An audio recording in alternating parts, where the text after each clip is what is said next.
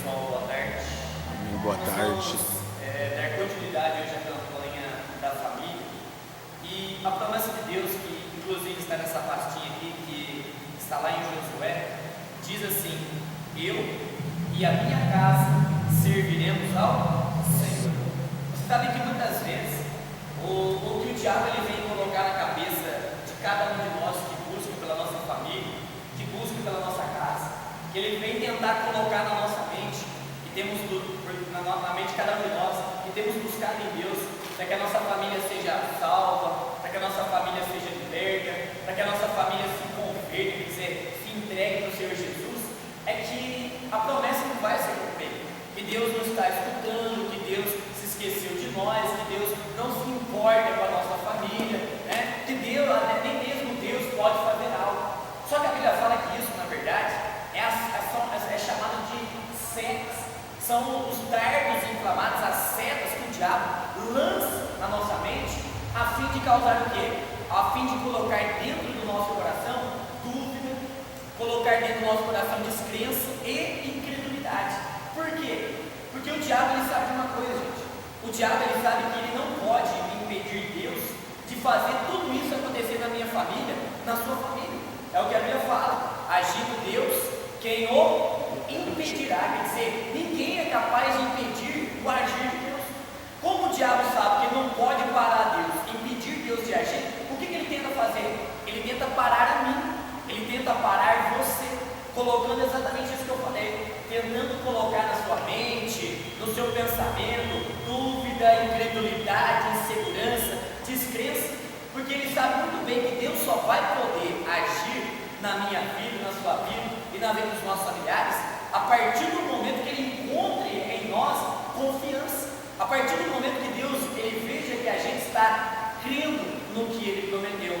Por isso que a gente sempre fala que, olha, não importa quanto tempo vai levar para acontecer a salvação da sua família, não importa quanto tempo vai levar para você ver a restauração do casamento, ou a libertação do filho, ou do marido, ou a libertação conjugal. O que importa, sabe o que é? Que embora você não saiba quando vai acontecer, você tem que ter isso no seu coração. Olha, eu sei de uma coisa: o meu Deus não é homem para mentir, e nem filho de homem para se arrepender. Então eu tenho certeza no meu coração: o que ele prometeu vai acontecer. O que ele falou para mim na palavra, ele vai fazer se cumprir na minha vida. Sim ou não, gente? E por que a gente pode ter certeza disso? E está escrito aqui, gente. Se está escrito aqui, você pode ter total certeza e confiança, porque a Bíblia fala que aquele que fez a promessa, ele é fiel para a cumprir. Então, se ele falou, nós a nossa casa serviremos a ele, pode ter certeza que é isso que vai acontecer no nome do Senhor Jesus. Amém? Abra sua Bíblia, por favor, em Jonas, capítulo 1. Jonas, capítulo de número 1. Abra sua Bíblia, livro do profeta Jonas, capítulo de número 1. Se você não consegue encontrar, levanta sua mão, peça ajuda e eu vou te ajudar. É um livro pequenininho, então é um pouquinho complicado de achar aí, mas não é impossível, viu? Vou ter certeza.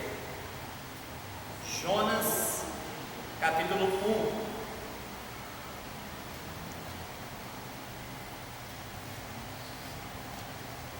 Vem logo depois de Amós, Jonas. Quer dizer, depois de Amós ainda tem Obadias. Então, alguém não conseguiu? Precisa de ajuda? Jonas, capítulo 1. Feche os teus olhos então. Coloca as suas mãos sobre o teu coração e fala com Deus. Coloca diante de Deus a tua vida. Coloca diante de Deus a tua necessidade. Nessa primeira oração, eu não quero que você ore pela sua família. Eu não quero que você ore nessa primeira oração pela sua casa. Eu quero que você ore por você. Por quê? Porque antes de querer destruir a tua família, de destruir o seu lar, o seu casamento, os seus familiares, o principal alvo de Satanás somos nós. Porque nós estamos na presença de Deus. E ele sabe que é através de nós e da nossa fé que Deus vai alcançar a nossa família. Por isso que a principal intenção dele é destruir você, derrotar você, paralisar você. Mas é como a Bíblia fala, que Deus é por nós, ninguém será contra nós. Lembre-se que Deus fala que você tudo pode nele que te fortalece. Pai, nós entramos em tua presença, meu Deus, mais uma vez nesta tarde, para colocar, meu Deus, diante do Senhor a nossa vida. E meu Pai, eu sei que é importante, meu Pai, que cada um de nós que aqui estamos, estejamos, meu Pai, de pé na tua presença, estejamos, meu Pai, fortalecidos, estejamos, meu Pai, firmes, estejamos, meu Pai, amparados pelo Senhor e pelo teu poder, pela tua força, porque sabemos, meu Pai, que através da nossa fé, como o Senhor diz, se nós crermos no Senhor Jesus, nós e a nossa casa seremos salvos. Ou seja, através da nossa fé, da nossa confiança, através de nós crermos no Senhor, nós podemos ver toda a nossa família, meu Pai, cada membro dela, sendo salvos, sendo libertos, sendo transformados, sendo, meu Pai, resgatados do reino das trevas e transportados para o reino do Filho do seu amor. Portanto, meu Pai, que o Senhor venha envolver a vida de cada pessoa que busca pela sua casa, que busca pela sua família, que busca pelo seu casamento, e que, meu Pai, essa pessoa que aqui está, seja ela capacitada pelo Senhor, com sabedoria, com discernimento, seja ela capacitada, meu Pai, pelo Senhor, para buscar pela sua família e ter resultado, obter, meu Pai, a resposta do Senhor, o milagre do Senhor para a sua casa. E assim, meu Deus, nós te agradecemos desde já. Muito obrigado. Amém. E graças a Deus. Amém. Pode abrir os teus olhos. Vamos ler o texto. Olha o que diz aí. Jonas, capítulo de número 1 em diante. Capítulo 1, versículo 1. Diz assim: Veio a palavra do Senhor a Jonas, filho de Amitai, dizendo: Dispõe-te, vai à grande cidade de Nínive e clama contra ela, porque a sua malícia subiu até mim. Olha para cá.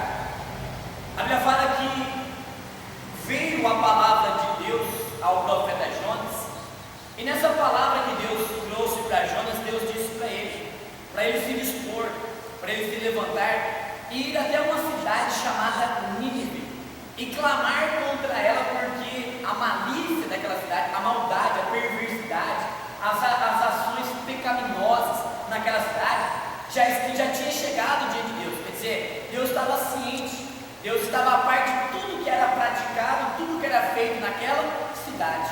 Então, naquela cidade, imagina, uma cidade onde tudo de ruim acontecia, onde todo tipo de pecado era praticado. Então, ali havia homossexualismo, ali havia pessoas, por exemplo, que usavam drogas, não drogas como hoje, mas algum tipo de droga já usava, pessoas que casavam, se descasavam, pessoas que viviam brigando por causa de tudo, de todas as coisas, pessoas lá que talvez estavam lá, viviam em adultério, viviam numa prostituição, fornicação, pessoas que adoravam a vários deuses, seguiam todo tipo de religião. Quer dizer, eram pessoas que, se você vê no último versículo de Jonas, Deus ele se refere a essas pessoas dizendo assim: olha, pessoas que não sabiam discernir nem mesmo entre a mão direita e a mão esquerda, pessoas que não sabiam discernir o que era certo e o que era errado. E sabe quantas pessoas haviam ali? 120.000 pessoas, que por causa da vida que levavam, eles iam acabar morrendo, iam ser destruídos e ainda iam para o inferno.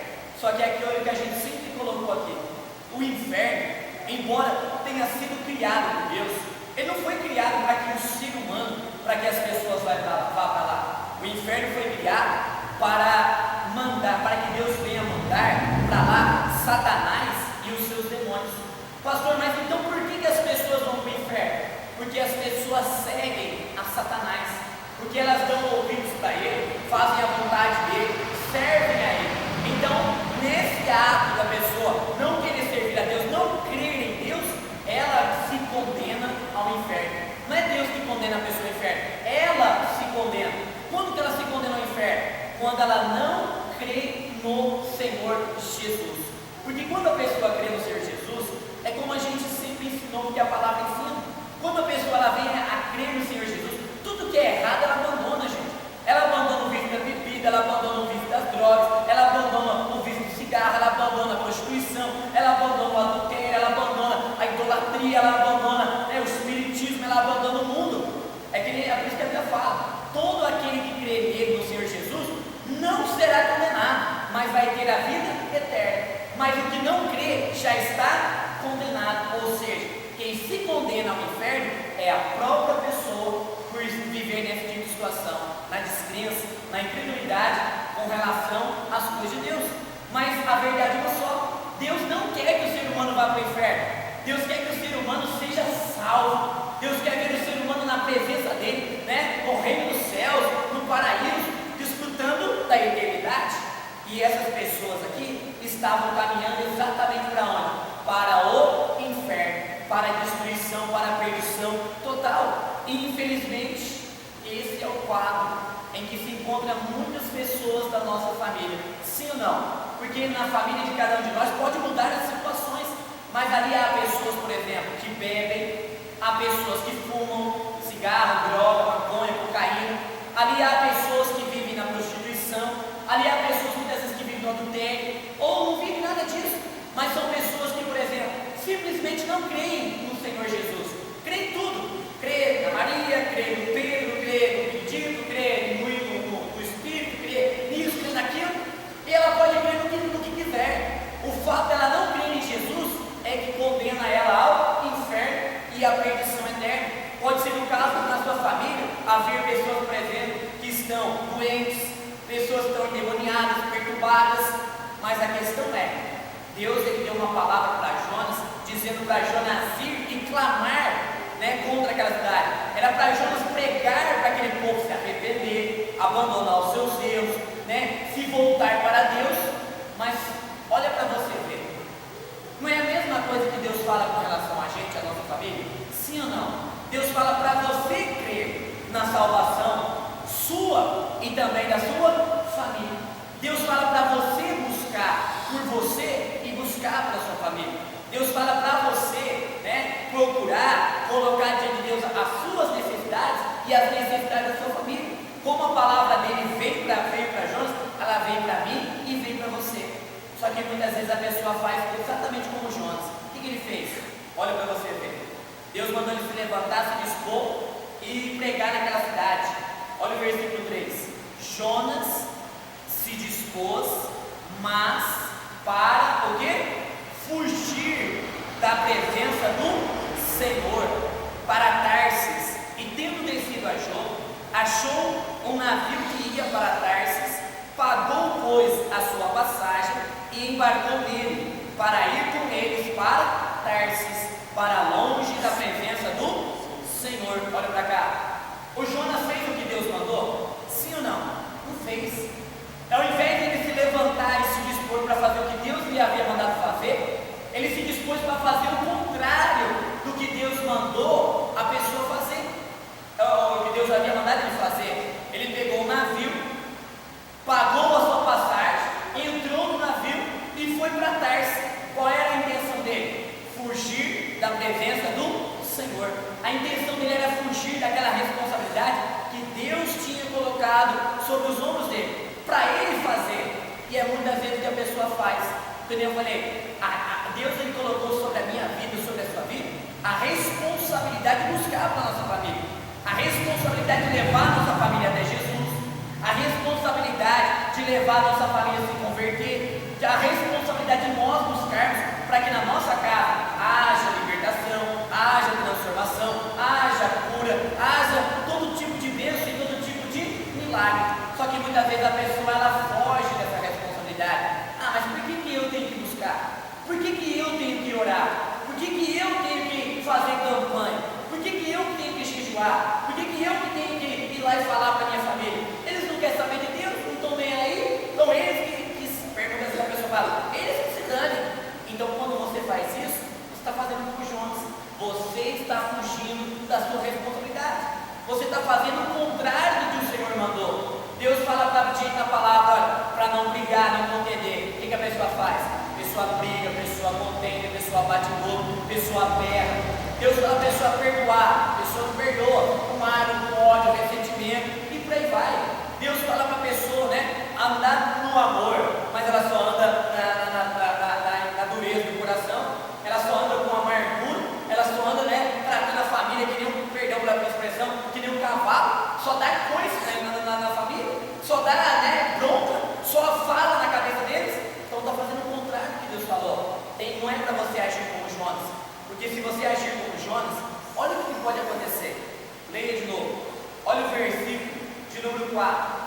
Mas o Senhor lançou sobre o mar um forte o quê? Vento, e fez-se no mar uma grande tempestade, e o navio estava a ponto de se despedaçar. Olha para cá, aqui a Bíblia fala que Deus, Ele lançou um forte vento no mar e formou-se uma grande tempestade. Mas não é que Deus mandou, mas na verdade Deus ele é no sentido permitido. Deus, por causa da desobediência de Jonas, por causa da rebeldia de Jonas, Ele permitiu que se levantasse um vento, Ele permitiu que se levantasse uma grande tempestade contra aquele barco, contra o barco onde Jonas estava, com muitas outras pessoas. É a mesma coisa, gente. Quando você não se dispõe, não se levanta para fazer a vontade de Deus, não é que Deus manda problema para a tua vida, Deus não manda doença, Deus não manda perturbação, Deus não manda demônio para a nossa vida, Deus não manda maldição, Deus não joga raio na nossa cabeça, Deus não manda tragédia, Deus não manda sofrimento, Deus não manda destruição, mas por causa da desobediência da pessoa, o que vem sobre a vida dela? Vem maldição. Não é o que ele ensina lá em Deuteronômio? Se nós o obedecermos, darmos ouvidos para a voz dele, ele fala que virão sobre nós, nos alcançarão todo tipo de bênção. Que tipo, por exemplo, você obedece a Deus, a paz vem sobre a tua vida, prosperidade vem para a tua vida, livramento vem para a tua vida, proteção vem para a tua vida, transformações de vida vem para a sua vida, e que dizer vitória, e tudo que você possa imaginar, tudo isso vem sobre a sua vida. Mas ele também diz, se nós não dermos ouvido para ele, se nós formos rebeldes e desobedientes à palavra dele, virão sobre nós e nos alcançarão o quê? Todo tipo de maldição. Por isso que muitas vezes na vida da pessoa vem doença, vem miséria, vem pobreza, vem briga, vem contenda, vem perturbação, vem destruição do casamento, vem a morte na vida do mundo familiar, ou doença em alguém, ou vício das drogas, ou isso. Por quê? Desobediência traz maldição, obediência traz bênção sobre a sua vida. Amém, pessoal? E olha o que aconteceu aí. Quero que você aprenda outra coisa aqui. Olha o versículo de número 5. Então, os marinheiros, cheios de medo, clamavam cada um ao seu Deus e lançavam ao mar a carga que estava no navio para o aliviarem do peso dela. Jonas, porém, havia descido ao porão e se deitado e dormia profundamente. Olha para cá. É interessante que a Bíblia mostra aqui, sabe por quê? Porque a Bíblia mostra Jonas, que era um homem de Deus, um homem de fé, mas nessa ocasião ele foi rebelde, desobediente à palavra de Deus. Mostra que quando ele entrou naquele navio, ele estava na presença, na companhia de pessoas incrédulas, de pessoas que não acreditavam no Deus verdadeiro, o Deus de Israel, de Abraão, de Isaac, de Jacó, mas acreditavam em tudo quanto é Deus, deuses, que havia ali. E a Bíblia fala que diante daquela situação da tempestade, do problema do vento forte, cada uma daquelas pessoas incrédulas, elas clamavam cada um ao seu Deus. Eles clamavam ao seu Deus. Por quê? Porque eles não queriam morrer, porque eles não queriam perder a vida, eles não queriam destruição da vida deles. Eles estavam fazendo o papel e eram incrédulos. O que eles acreditavam, que eles serviam, não ia trazer resposta para eles, não ia trazer proteção, livramento, não ia trazer nada de bom para a vida deles, porque eram, na verdade, deuses falsos, demônios se passando por Deus. É o que a gente sempre ensinou aqui. Tem pessoas que servem um monte de coisa, achando que está servindo a Deus, mas por fim, na ignorância, a pessoa está servindo ao quê? Satanás e os seus demônios. Não é porque a pessoa é ruim, não é porque a pessoa é má, mas é por falta de conhecimento. Por falta de conhecimento, a pessoa fica na ignorância, e na ignorância o diabo deita e rola, pinta e borda na vida dela. Mas como Jesus falou, conhecendo a verdade, que é a palavra de Deus o que? Liberta essas pessoas. Mas eu quero chamar a sua atenção para isso. Aquelas pessoas, apesar de serem incrédulas, elas cada uma clamavam ao seu Deus, faziam a sua parte. E qual era o que o Jonas estava fazendo? A tempestade lá fora, aquelas ondas todas alvoroçadas contra o navio, aquele vento forte, aquele temporal, o céu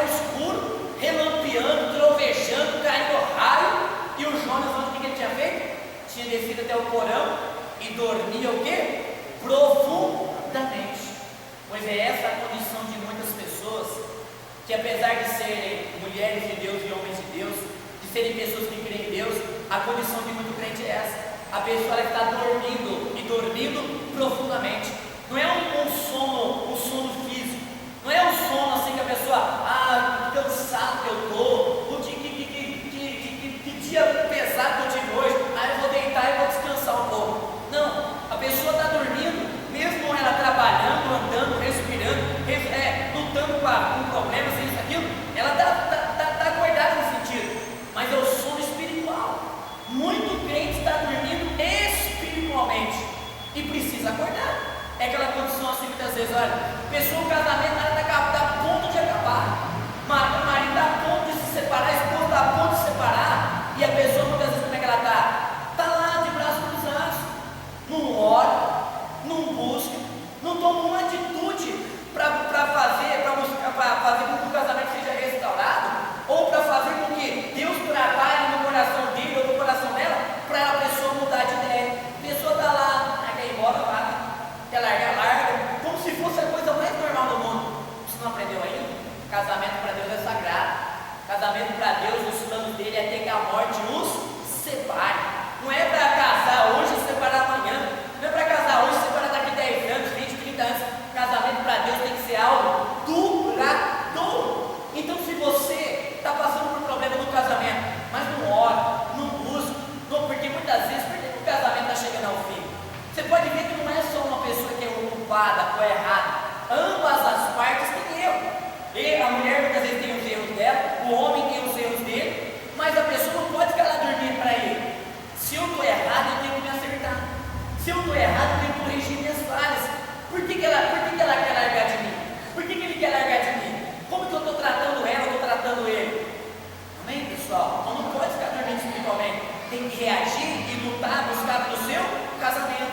Às vezes talvez seja o caso de você ter uma pessoa que está aqui hoje e você busque por alguém na sua casa que tem algum tipo de vício, bebida, drogas, cigarro, né? Ou qualquer outro vício, vício de videogame, vício de computador, ou qualquer outra coisa.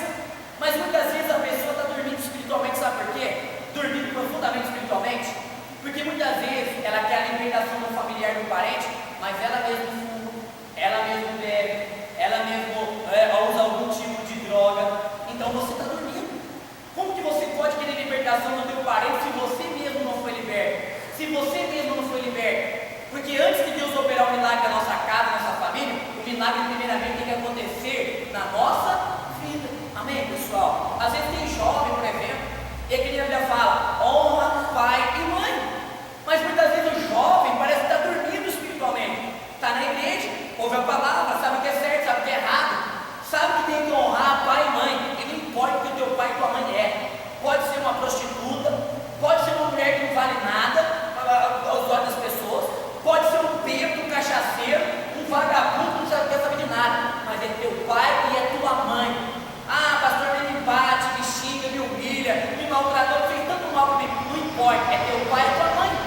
Mas muitas vezes a pessoa está dormindo espiritualmente, por quê? Porque a pessoa briga com o pai, briga com a mãe, fala palavrão, ameaça de bater, de levantar a mão. Então você está dormindo espiritualmente. Você não está percebendo que a tua atitude vai te levar a ter uma opção na tua vida, vai levar a sua vida, de ser uma vida longa, uma vida com longevidade, vai ser uma vida, sabe, olha, desse tamanho. E você muitas vezes quer prosperar, você quer que tudo dê certo na sua vida, mas sabe o que vai acontecer na sua vida?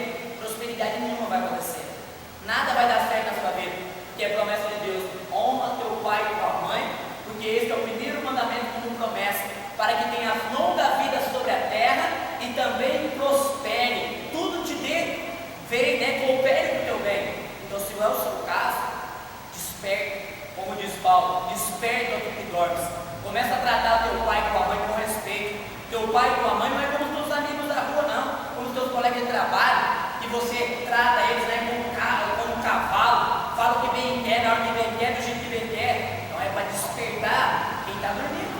Quer ver outra situação? Às vezes a pessoa, ela está lá com a família toda cheia de problema. Vai lá, como eu falei, é briga, contenda, é um que está perdido no vício, outro que está ali. E muitas vezes a pessoa não compreendeu ainda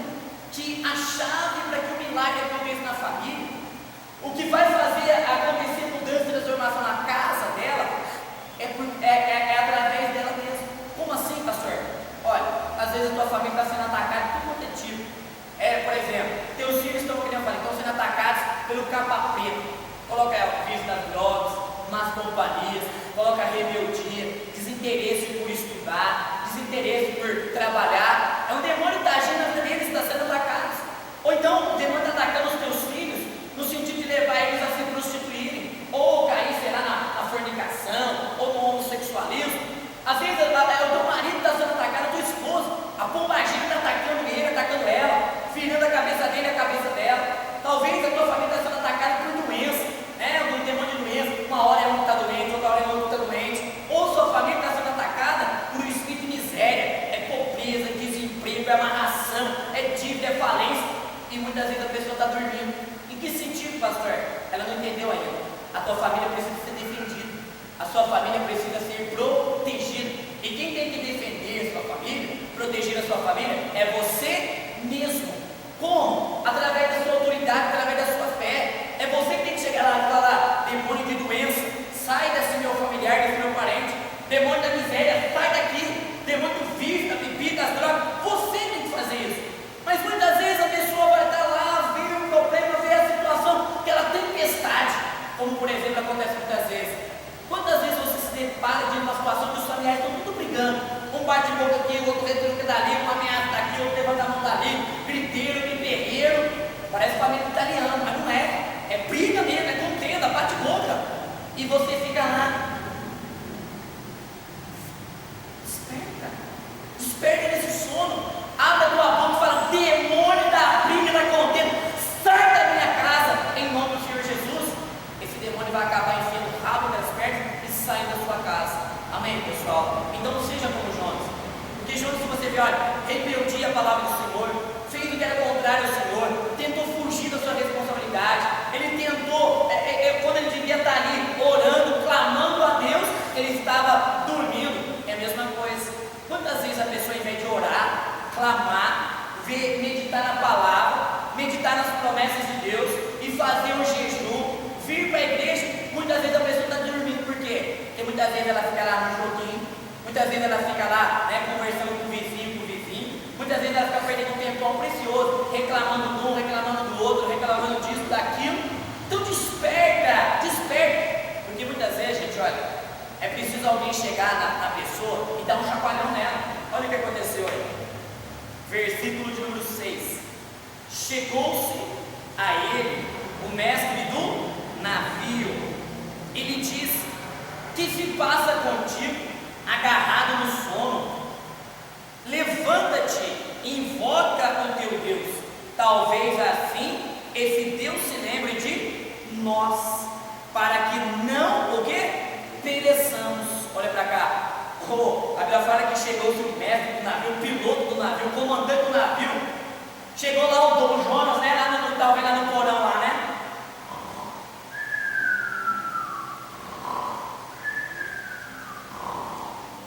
Imagina o mestre do navio chegando lá, né?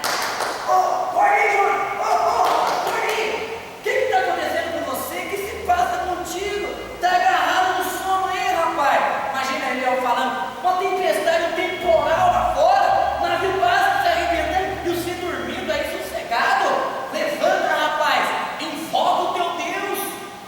Talvez esse teu Deus aí faça alguma coisa por nós. Sim ou não? Muitas vezes a gente tem que fazer isso com a gente. Você se pega aí, preguiçoso em oração. Se você se pega em mole, reclamando da vida, reclamando do marido, esposa, filho, reclamando de tudo, você se pega muitas vezes desanimado, caído, derrotado, achando que está tudo perdido. Você tem que se chegar em você mesmo, como esse mestre do navio, como esse piloto do navio, e falar para você mesmo: desperta!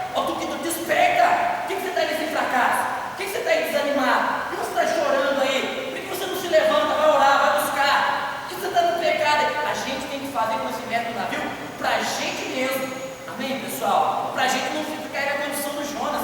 Porque quanto mais você dormir espiritualmente, mais problemas você vai ter, mais situações difíceis vai se levantar contra você, e mais difícil vai ser você ver solução, você vai ver uma mudança acontecer. Então muitas vezes vai ter que fazer isso, falar para você mesmo: desperta, fala o teu nome. Eu vou colocar meu nome, como se fosse eu que estivesse lendo. Desperta, Rodrigo. O que você está fazendo afundar nas drogas, na bebida, no cigarro? Desperta, Rodrigo. O que você está fazendo atrás do computador, numa televisão, jogando conversa fora? Vai orar, vai ler a palavra, vai buscar Deus. Desperta, Rodrigo. O que você está fazendo aí? Achando que o teu casamento está perdido? Vai buscar pelo teu casamento. Invoca o teu Deus, invoca as promessas dele. Só que isso você vai colocar o teu nome e vai se despertar, vai se levantar para invocar o teu Deus, clamar o teu Deus. E como Deus fala, invoca-me e eu te responderei. Se você invocar a Deus, você pode ter certeza, chamar por Ele, clamar por Ele, Ele vai te responder. Você vê depois que Jonas, acabou sendo jogado no mar ele foi afundando. Deus deu ordem a um grande peixe, não é uma baleia, não é um tubarão, tá? Um grande peixe, simplesmente isso. E aquele peixe tragou Jonas, que esteve 3 dias e 3 noites no ventre do peixe. Depois desses 3 dias lá, Jonas caiu em si, aí ele despertou no sono espiritual, se levantou no sentido de invocar, clamar ao seu Deus. E do fundo do oceano, nas profundezas do abismo, dentro do ventre do peixe, ele clamou a Deus. Deus deu ordem ao peixe que o vomitasse, né, na praia. E então Jonas foi fazer o que tinha que se fazer. Ele foi e pregou para Nínive, pregou para aquelas pessoas, aquelas 120 pessoas foram salvas. É a mesma coisa com relação a você. Você vai clamar hoje, você pode ter certeza. Não importa quantas pessoas da sua família precisam de salvação, libertação, cura ou transformação. O Deus que salvou 120 mil pessoas, que não sabiam discernir entre a mão direita e a mão esquerda, que viviam no pecado medonho, vai salvar quantos membros da sua família for necessário. Sua família pode ter 10 pessoas, 50 pessoas, 1000 pessoas, 1 milhão de pessoas. Você se despertar desse sono espiritual e fazer a vontade de Deus, invocar a Ele, você vai ver que para todos eles, Deus vai estender a mão para fazer o milagre acontecer. Amém? Vamos fazer o seguinte, você vai ficar com essa palavra no seu coração. Nós vamos